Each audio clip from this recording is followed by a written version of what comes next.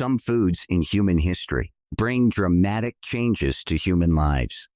Once introduced in our lives, these foods left their never-lasting impact, and coffee is one of them. Imagine, just for a moment, your life without coffee. Not expensive coffee, not bad coffee, no coffee at all. What would your mornings feel like? You wake up, but you don't wake up. There's nothing to mark the beginning of the day. No pause before the daily routines begins, just silence. And a world that moves a little slower. Then begins journey of coffee. A small red berry traveled from Ethiopia to Yemen near mid-1500, then into the Ottoman Empire. It enters coffeehouses in Istanbul, then by 1600 in London and Paris. It changed how we think, how we work, how we gather, how we begin our mornings. This is not just the story of a drink. It's the story of how a bitter, dark liquid helped build the modern world of drinks. Legend says a young goat herder named Kaldi noticed something strange. Some of his goats seemed energetic and active more than the rest of the herd. They had eaten bright red berries from a shrub, and suddenly they were energetic and active. Kaldi tried the berries himself, and he felt clarity and awakening too. But whether this story is true or not, we know journey of coffee began in the ancient highlands of Ethiopia, and at some point in the 1400s, it crossed the Red Sea to Yemen, and that's where everything changed. In Yemen, Sufis discovered something powerful, and this dark brew helped sharpen the mind, extended attention, and pushed back sleep. It became a spiritual tool for them that increased their focus and prayer. Soon, coffee spread to the holy city of Mecca, and then to Istanbul, and then coffeehouses appeared. In the year 1500, coffeehouses in Istanbul start becoming popular among intellectuals. Coffee was not just stimulating minds, it was stimulating societies. In the 1600s, coffee arrives in Venice through trade.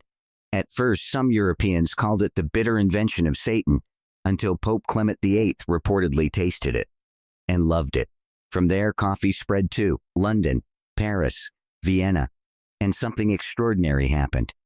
Before coffee, most Europeans drank beer or wine daily. Even at breakfast, water wasn't always safe. Alcohol was normal. But alcohol slows you down. Coffee woke you up. And suddenly, mornings changed. London coffeehouses were called penny universities. For 1 penny, you could sit all day and debate philosophy, business, science. Ideas spread faster than ever before. For example, insurance giant Lloyd's of London began in a coffeehouse. Caffeine in coffee works in a fascinating way. Inside your brain, a chemical called adenosine builds up throughout the day. Adenosine makes you feel tired. Caffeine blocks adenosine receptors. It doesn't give you energy. It blocks the signal that says you're tired. It creates borrowed alertness. And that alertness gives you ability to work longer, whether it is debate, experiment, or study. Some historians even argue coffee helped fuel the scientific revolution. But every powerful commodity has a shadow. As Europe's appetite for coffee exploded, demand soared. Colonial powers planted coffee in Brazil, Colombia, Caribbean territories. Massive plantations emerged. Enslaved labor systems expanded. Forests were cleared. Economies were reshaped. Coffee built fortunes. But at the same time, it built suffering. Today, Brazil remains the world's largest producer. And over 100 million people globally depend on coffee for income. From farmers to baristas. Coffee is not just remains a beverage, it becomes an important part of global economic engine. In the year 1800, due to large-scale industrializations, factory workers needed stamina. For long working hours, coffee fueled them and became the fuel of industrialization. Instead of midday alcohol breaks, coffee breaks started. Productivity increased, and coffee became a silent partner of modern capitalism. Even today, workplaces revolve around it. What coffee does to your body. Let's zoom in. Within 20 minutes of drinking coffee, heart rate rises slightly, dopamine increases, reaction time improves, focus sharpens. Modern science linked coffee consumption to lower risk of Parkinson's disease, reduced risk of type 2 diabetes, protection against liver disease, lower overall mortality. But its excessive use cause anxiety, insomnia, restlessness, dependency. Coffee is powerful, but it demands balance. And let's fast forward to the 20th century. Instant coffee, mass production, and then the caff revolution. Companies like Starbucks turned coffee into a lifestyle. The caff became the third place. Not home, not work, but something in between. A space for freelancers, artists, first dates, job interviews, startup founders. Entire tech companies were born at caff tables. Coffee shops became modern intellectual hubs, just like in Istanbul in 1500s, and in London later in 1600s. Coffee today is deeply personal. Some love espresso, pour over, cold brew, and some prefer decaf.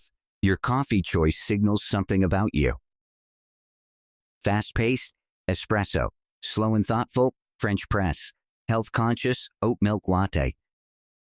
Coffee becomes identity. Now let's talk about, is coffee an addiction or partnership? If you ask me, is coffee addictive?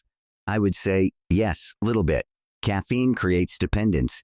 If you stop suddenly and you may feel headaches, fatigue, irritability. But compared to many substances, it's relatively safe. Let's have a look at the future of coffee. Climate change threatens coffee crops. Rising temperatures affect growing regions. Farmers adapt with new methods. Scientists develop resilient plant varieties. The future of coffee is not guaranteed, but it will remain a drink that builds mornings.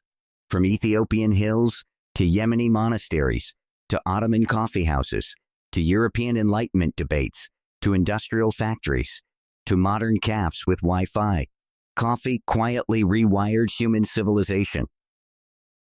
This is the story of coffee and how it rewired the human mind.